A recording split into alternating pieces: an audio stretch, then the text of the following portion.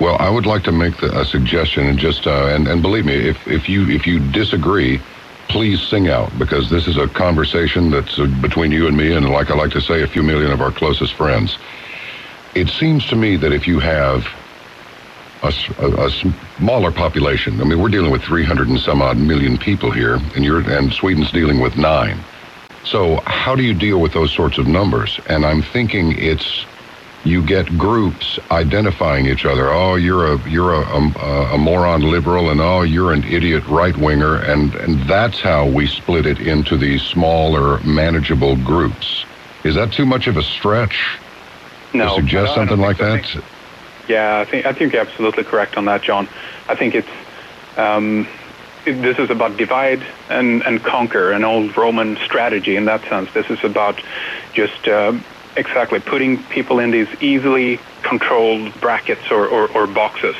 And unfortunately, people end up identifying and fighting so much about this that they become easily controlled.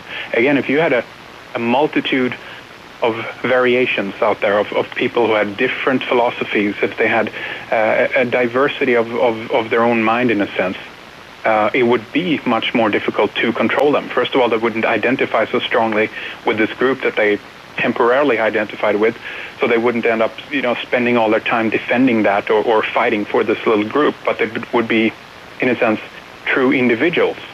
And this whole mechanized system, in a sense, that I'm talking about, wouldn't, I think, be able to operate in that. And that's why they're shrinking all the time the archetypes, in a sense, the human little molds that we've been given to kind of fall into. That could be, political groups or philosophical ideologies. The bandwidth of this is diminishing all the time, and we get less and less choices, and more people are not looking outside of those small little tiny passageways, in a sense, that we're given. And hence, you could literally program a supercomputer, in a sense, to run a program on these very easily controlled people who have very few variables that you actually need to input into the machine, in a sense. Now, have you lived in Sweden most of your life? All my life, yes. And I'm not going to ask you how old you are. I'll just ask you this. When did you begin to become aware that there was a sociological shift occurring in your country? Well, okay. 10 years, 20 years, I mean... Yeah, not that long. I mean, I'm 33 years old, so no biggie mentioning that. And this is something I've just slowly come to realize, because the system, in a sense, that I'm talking about, that's been in place for a long time now. Change, and this is also one thing I want to get to, change in Sweden is glacial. It's incredibly slow.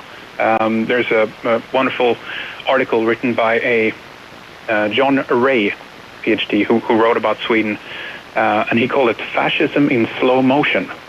Oh boy. And that means that things are very slowly changing, and these are ideas that are coming out of 1930s, something like that, when a concept was created here by the fathers of the social democrats, if you will, called folkhemmet in svenska, Swedish, and that would probably best be translated as a concept of the home for the Swedish people. But it's more than that. It's not just how people should live, it's also how they should behave and things like that. And this is a very, very interesting concept that maybe we can address a little bit more later on as well. But so what I'm getting at is that this has been in place for a long, long time. So personally, I haven't seen it change that much in my lifetime, because change is so gradual, it's so glacial, as I mentioned. So it's more or less that I've become aware of it. But when you're right in the middle of something, it's very difficult to realize what you're in. It's kind of like, okay, I'm in a forest here, but it's kind of difficult to see it. How is America's part? Well, first, how many people are concerned about a new world order? As nearly as you can tell, is it something that we'll worry about it later, or is there a sense that something's happening among the Swedes? Oh, good question. It's very difficult to say. Unfortunately, I think the number is very, very small.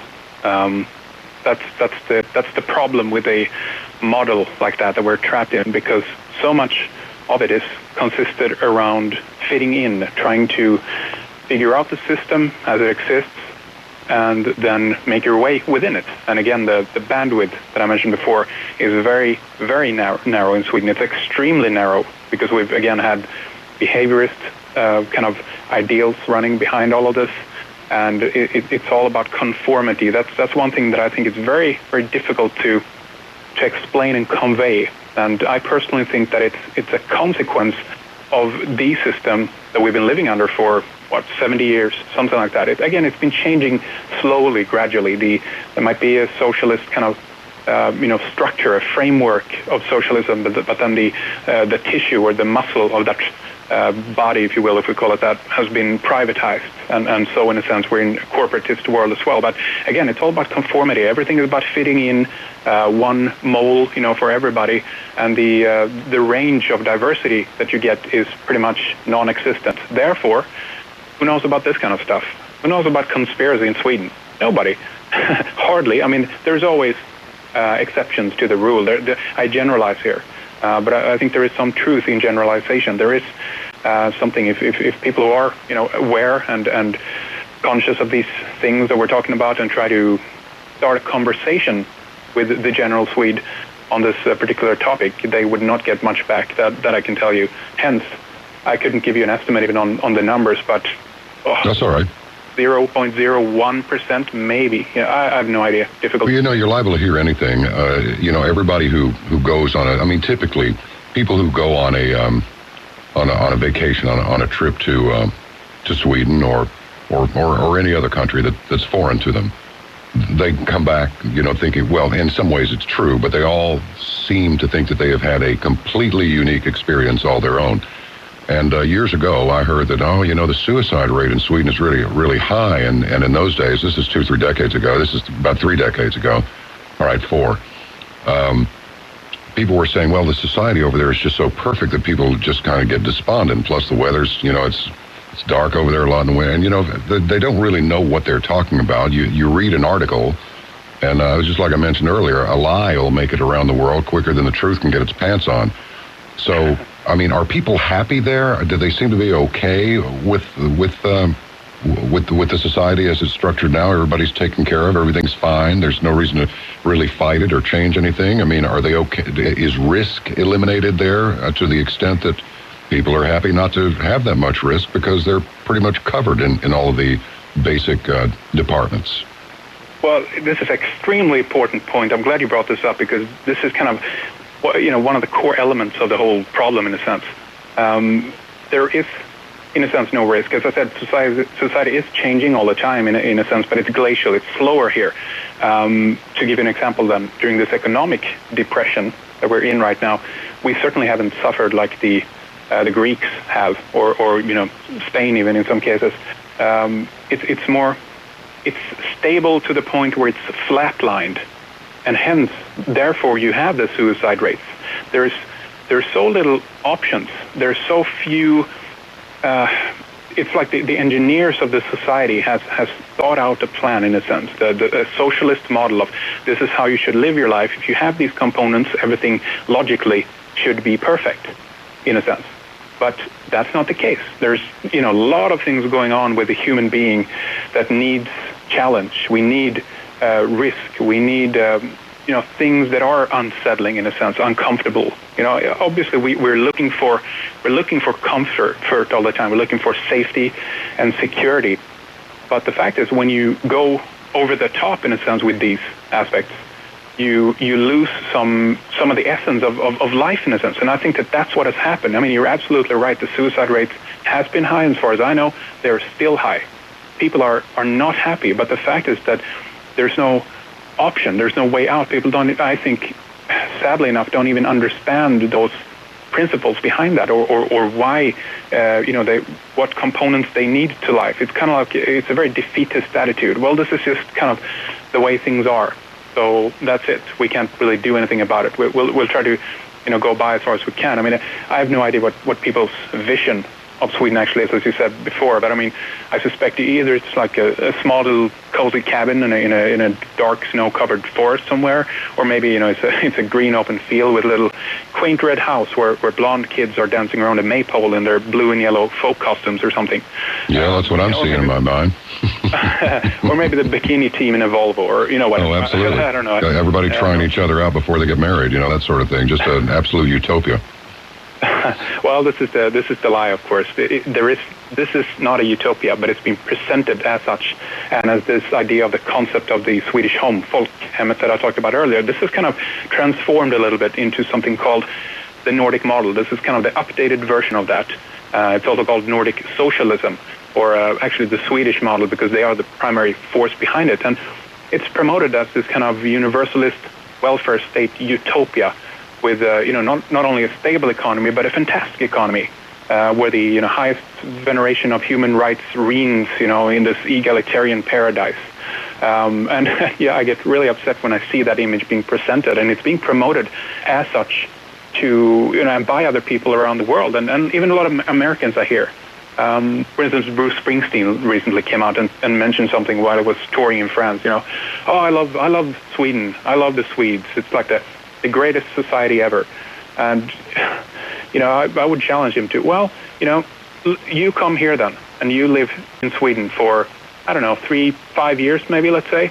Let's take away your 100 million that you have, or whatever he's worth, and make you equal in that sense to everybody. And then have you, look for a job, or go to a job for one of the monopoly companies that you don't like working for.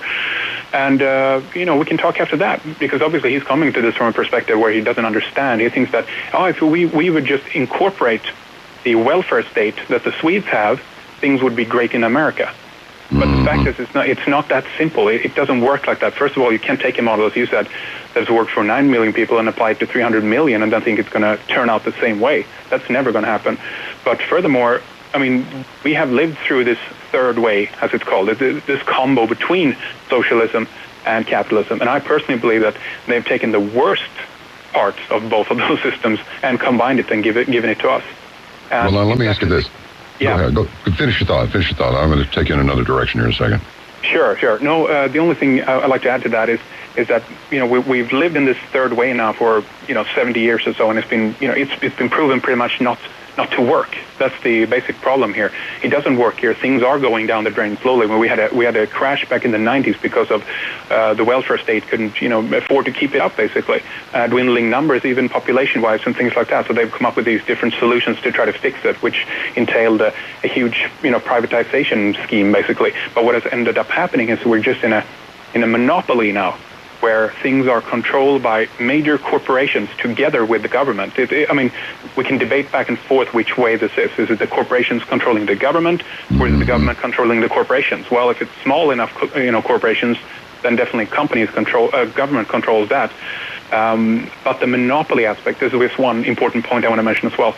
The monopoly aspect in this makes it very difficult for the individual to kind of make it on their own. People are looking for a secure and safe job within working for the government. A third, I think, of people work for the government in Sweden. It's even higher in Denmark, almost 50%, I think, or something like that. Which is 50% working for the government in Denmark, and a third in Sweden? Yes, that's what I've heard. Is everybody out there in audience land, is everybody getting this?